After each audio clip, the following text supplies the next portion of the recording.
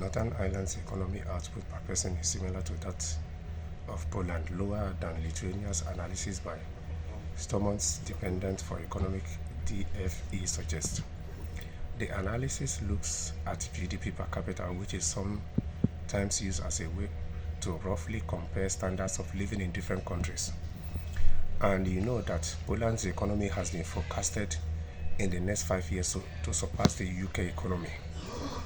Yes, because if you look at it thoroughly, since the UK left EU, they lost their chances of being able to comfortably do business with 27 countries without having to deal with extra hurdles that comes with it, with extra tariff and extra controls and all that. It adjusts for price differences between countries in an attempt to produce more comparable figures or prices. The department's work built on analysis by European economics think tank, which compared GDP per capita in EU countries and US states. It extends the comparison to include Northern Ireland, Scotland, Wales, and other non-EU countries like Norway and Iceland. It found that Wales have a lower GDP per capita than Northern Ireland, at a level similar to Croatia, while Scotland is higher at a level just below Italy. The UK as a whole has a GDP per capita just above the EU average.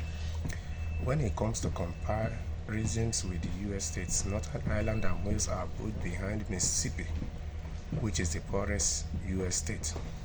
The analysis acknowledges that cross-country comparisons of this sort are imperfect and that prices adjustments generally influence the GDP of poorer nations.